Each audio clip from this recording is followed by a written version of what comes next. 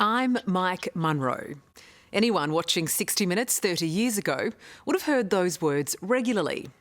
That's because Mike was a prolific, not to mention fearless, reporter on this program. But now he's discovered the phrase "I'm Mike Munro" isn't true. A dark family secret reveals he's really someone else. And for this high-profile journalist, the news gets even more shocking. It turns out his name was changed because of his family's ties to two murdering bushrangers. The furious tapping of a clunky old typewriter has been the unmistakable soundtrack of Mike Munro's life for close to 50 years. He's a proud, old-school newspaper and TV journalist who's seen the very best and worst of the world. We ended up at a deserted farmhouse where the IRA were waiting. He's interviewed a pope, flirted with a Madonna. I swear I'm coming soon. I bet you say that to all the guys. And confronted more than his fair share of sinners. There are some very serious allegations that have been made about you, Doctor. Munro knows a good story when he sees it. But there's a great story that's taken him half a lifetime to tell. His own. You're not Mike Munro. Who are you?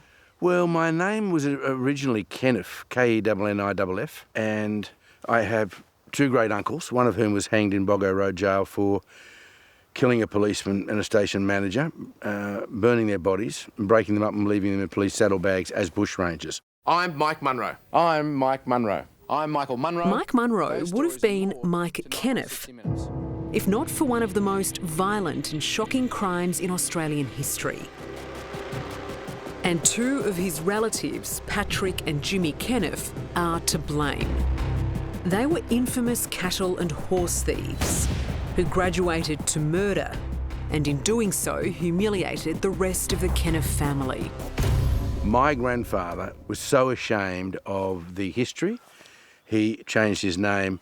It became Munro overnight. He had 5 children, one of whom was my father, and they all grew up illegally Munro. It was a family shameful secret for 80 years, and I didn't find it out until, I was 30 or so. Why the secrecy? It was a grisly, ugly crime.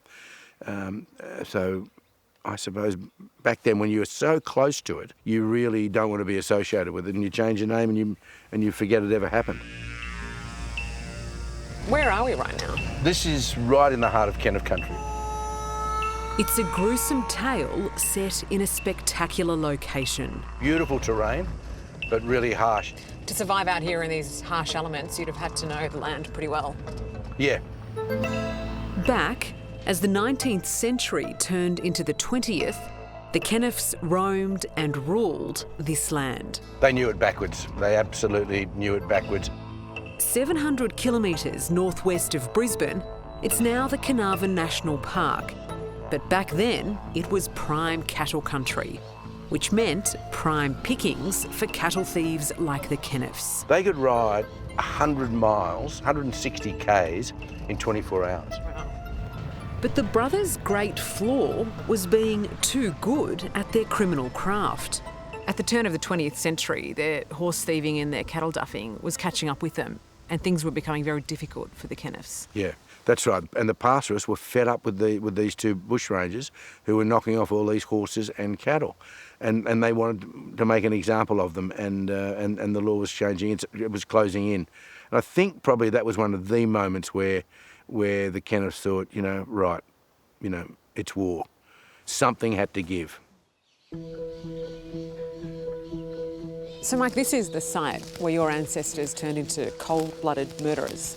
Yep, absolutely. They went from horse thieves and cattle rustlers and then suddenly became murderers and mutilators overnight.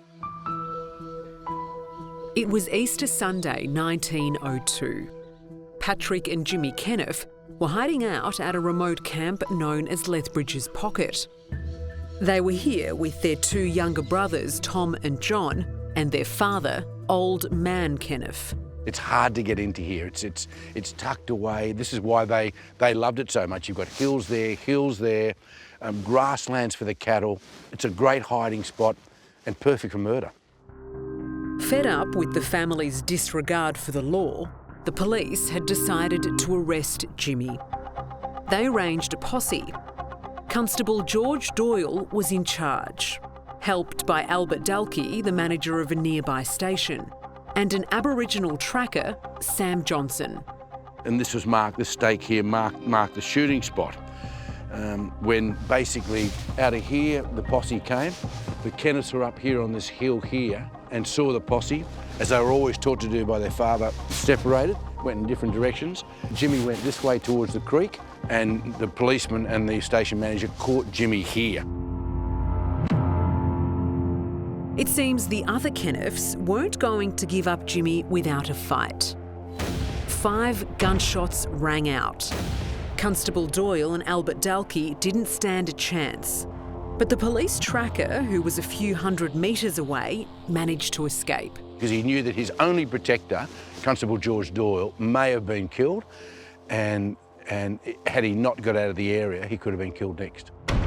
Sam Johnson only heard the gunshots. He didn't see who fired the weapon, but his evidence was still vital. And that's because this double murder, bad enough already, was about to get even more barbaric. From this point on, where the 2 men were shot and probably killed here, it got a whole lot grislier. The Kenneths dragged Doyle and Dalkey a few kilometres from the murder site to this creek bed, where they threw the bodies onto a bonfire. Then they cut up the remains and stuffed whatever they could into the saddlebags of one of the police pack horses. What happened here really created a sensation. Yeah, it did. The newspapers around the country went absolutely crazy, like grisly, gruesome, ghastly, disembowelment. Even today, it still stands as one of the most gruesome, ugly crimes in Queensland history, without a doubt. And why? Why would they take such a dark turn? No one knows. It certainly, they had never been violent in the past. What changed then? If they weren't harming anyone, if they were thieving horses and cattle, what turned them into cold-blooded murderers? Yeah, that's a touchy one. We're presuming they did the murder for a start. Probably, I don't know, it might have been frustration. In the nearby Queensland town of Roma, Peter Keegan is the local historian. 117 years ago, his forebears were known to do a bit of cattle stealing themselves. They also knew the Kenneth brothers, but weren't in the same league. Doyle and Dalkey were shot dead, burned, mutilated, their remains stuffed in bags on a pack horse. Yeah. How would you describe that act? Necessary. Really? That might be a very cruel thing to say, but you have to dispose of the body somehow. Poor old George went out to get the bushrangers, and the bushrangers got him. It's tragic, really, isn't it? Yes, it is. Yeah, I can remember Mum saying, you know, that the bodies were dismembered and bits of teeth and buttons off his uniform and congealed blood in the saddlebags of the horse, and it was pretty awful, really, to think about it. Norma Jerse and Merrill Campbell never knew their great-uncle Constable George Doyle. But his death, and the brutality of it, will never be forgotten or forgiven. How do you honour George Doyle these days? How do you honour your great-uncle? Just to be remembered, just that he's remembered and his life wasn't in vain. News of Patrick and Jimmy Kenneth's depravity shocked the country. Instantly, the 2 bushrangers became Queensland's most wanted men. And as they literally headed for the hills, a £1,000 reward was offered for their capture. This was one of the biggest manhunts Australia had ever seen. Yeah, it was. Absolutely. It was huge at the time. And Ned Kelly had only been hanged 20 years before. So this coming on the heels of that, the establishment said, we are not going to have another Ned Kelly on our hands. We're not going to have more policemen killed. We have to get them. We've got to get them quick. So it was. And £1,000 back then was the equivalent of about $200,000. Back then, it was a big deal. As huge as the story was at the time, Others in the Kenneth clan did their best to bury it. Such was his shame, Mike's God-fearing grandfather dropped the family name and became a Munro overnight. Any mention of the murdering bushrangers was banned. Growing up, Mike was blissfully ignorant about his dishonourable heritage until a man he barely knew gave him the shock of his life. I've always described my relationship with my dad as deep as a puddle. He loved a racetrack, loved crooked jockeys and the con. He was not someone hugely to look up to. Mick Munro was a deadbeat dad who'd contributed next to nothing to his son's upbringing. I reckon there's more chance of being taken by a shark than being killed running with the bulls. But in the mid-1980s and close to death, he reappeared in Mike's life, delivering the high-flying reporter a surprising scoop. He said to me, "I've got a terrible secret to tell you." And I thought, of all the people who've got a terrible secret, if you've got a terrible secret to tell me, it must be really bad. And he said, "You're related to murderers and bushrangers. You had a great uncle who was hanged in 1903. What? Must have been pretty tough. When I first learned about them, my surprise was that, geez, my name's not really Munro, and I've been in newspapers as Michael Munro for 12 or 15 years. On 60 Minutes every Sunday night, I'm saying, "Hi, my name's Mike Munro, and those stories tonight on." I felt a bit of a fraud. As unbelievable as the story already was, the journalist in Mike took over. And the more research he did, the more he uncovered. After 3 months on the run, Patrick and Jimmy Kenneth were finally caught and taken to Brisbane for a show trial where the outcome seemed decided before it began. Both brothers were found guilty of murder and sentenced to death. On appeal, Jimmy's life was spared, but despite a lack of evidence, there was no saving Patrick. Patrick had a date with the hangman before the trial even started. Yeah, he was always going to hang. And of course, the evidence on Patrick was based purely on supposition by the prosecution that once they bailed Jimmy up, the policeman and the station manager, that Patrick must have ridden back in on his horse and shot both of them. What police conveniently ignored was the fact the two younger Kenneth brothers, Tom and John, and the father, Old Man Kenneth, had all been with Patrick and Jimmy at the time of the crime. Perhaps the scalp was more important than the truth.